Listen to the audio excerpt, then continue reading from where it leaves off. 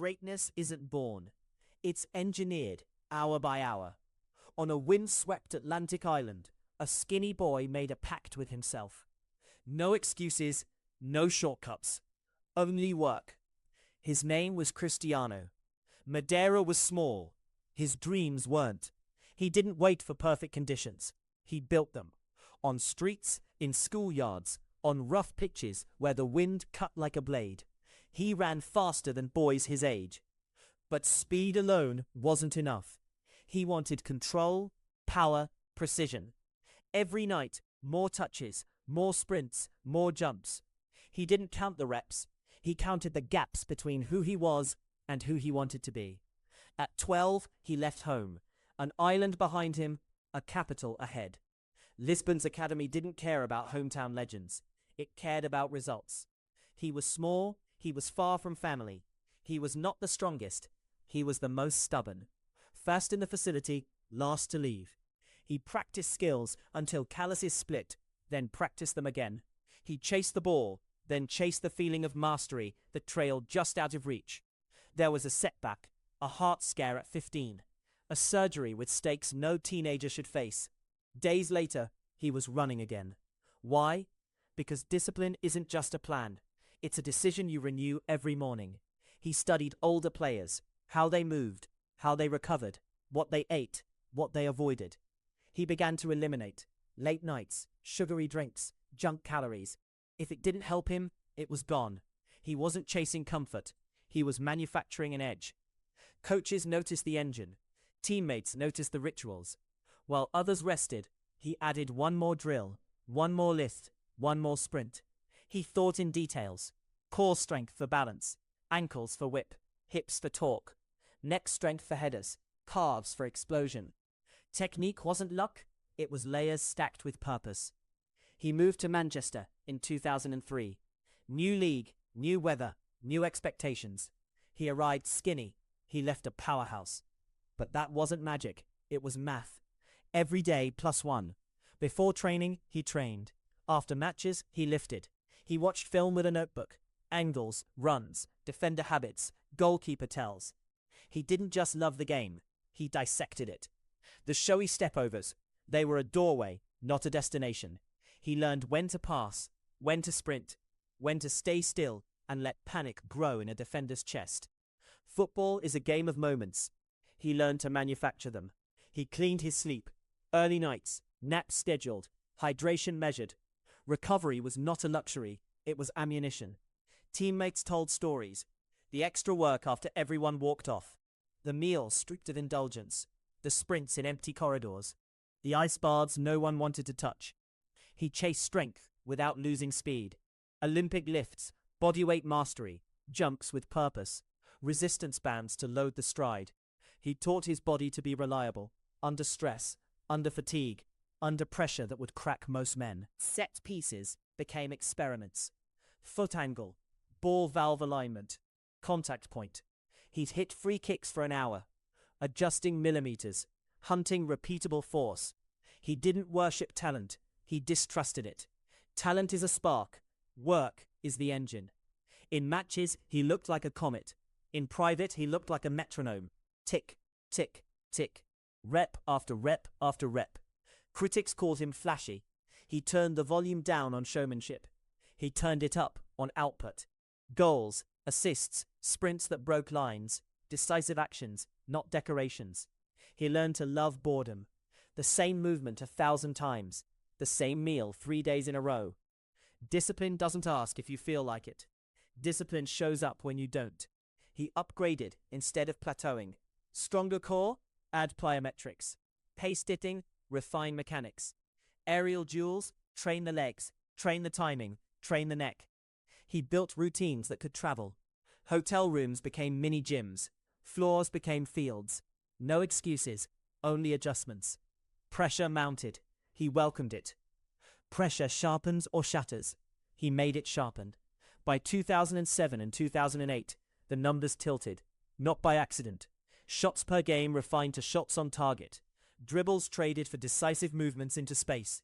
Free kicks learned in silence, delivered in stadiums that trembled. He didn't chase records, he chased standards.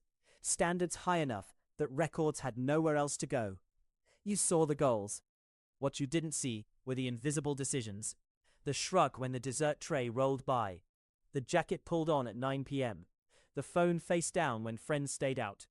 This is the architecture of obsession. Not noisy, not glamorous, hard, consistent, relentless. Every morning, he asked the same question. How do I make today non-negotiable? He logged answers in sweat. And over time, the world mistook that discipline for destiny. It wasn't destiny. It was design. Design looks boring from the outside. Inside, it's obsession. Manchester was a cold forge. He walked in a wiry showman. He walked out a weapon. Weight room first. Not for vanity, for duels. Core, glutes, hamstrings, every muscle converted into function. He learned to love the ugly things. Sleds in winter, sprints in rain, ice baths that stole your breath. Coaches didn't beg him to leave the pitch. They turned off the lights. He kept going. Stepovers became a tool, not a crutch. Trickery turned into territory. Touches turned into targets. He cut the fact from his game. 1 touch, 2 touches, finish. Then he built a life around that clarity. Early to bed, early to rise, 5-6 balanced meals, water instead of sugar, protein instead of excuses. He designed his day in blocks. Tactical film in the morning, explosive work at lunch, finishing in the evening. No wasted motion, no wasted minutes. Free kicks were a laboratory. Ball valve pointed, foot angle set, plant foot disciplined. He practiced until the strike felt like a signature. Not chance, choice. He mapped walls, he mapped wind, he mapped keepers. Then he picked his spots like a cartographer. In 2007 and 2008, the mask came off. He wasn't a prospect anymore. He was a problem. Trophies arrived, awards followed, but he never counted the silver. He counted reps. In downtime where others drifted, he doubled down. Summers were not holidays, they were harvests. Track work, sand work, plyometrics, coordination drills that built violence into his leap. Meals were simple: fish, chicken, salad, olive oil, no dessert, no debate. Teammates told stories. A dinner invite meant water on the table, a swim after, a kickabout in the yard, then an early night. Because tomorrow was coming. He didn't wait for form. He manufactured it.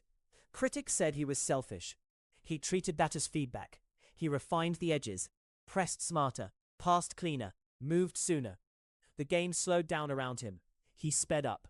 Transfer day came with numbers and noise, a record fee, a new city, a white shirt that weighed like history. Madrid expected spectacle. He brought a system. He redefined his position.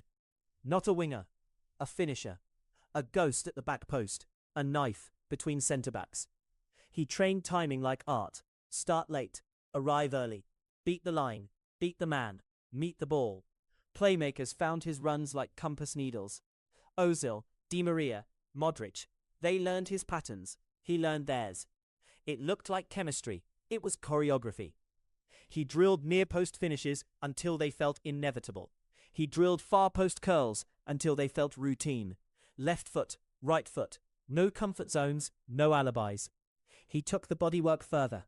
Plyo boxes, band-resisted sprints, single-leg power. His vertical climbed. His hang time stretched.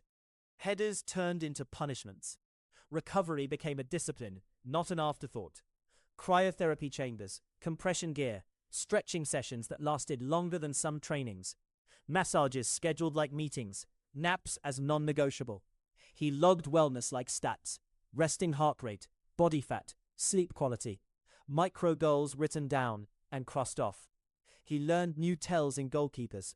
1 twitches left, 1 sinks early, 1 guesses high. He logged those too. Crowds booed. He smiled. Noise meant relevance. Pressure meant purpose. Scoring streaks stopped feeling like streaks. They felt like compliance with a plan. He didn't chase hat tricks. He built them. Goal 1 from a cutback. Goal 2 from a penalty earned by pressure. Goal 3 from timing on a corner. Different sources, same intent. The Champions League became a calendar inside his calendar. Group stage work, knockout precision, away goal math. He lived the margins. On training pitches, he policed standards without a badge.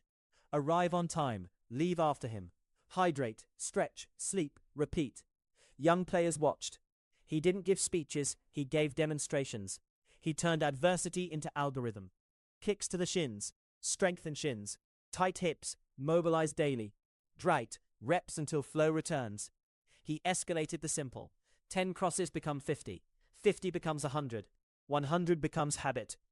In the gym, mirrors were not for posing, they were for alignment. Knee over toe, hips square, back flat. Details that keep careers alive. He treated the pitch like a laboratory. Angles, distances, rhythms, patterns embedded through boredom and built into brilliance. His diet wasn't a phase, it was a baseline. Season to season, city to city, same template, different kitchens. Even on a plane, he counted. Water intake, stretch intervals, sleep windows. He arrived ready because he traveled ready. He chose evolution over nostalgia. Fewer dribbles, more damage. Fewer touches, more goals. It looked like inevitability. It was iteration. Record books started to bend.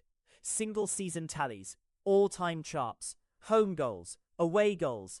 Consistency so loud it sounded like myth. Inside the camp, he was not soft. He was straight. Train well, eat right, do your work. Not as slogans, as minimums.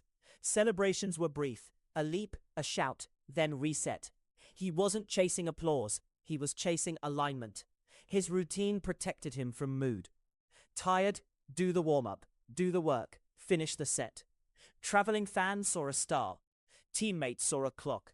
Never late, never casual, never done. And when he smiled for cameras, it wasn't vanity. It was payoff.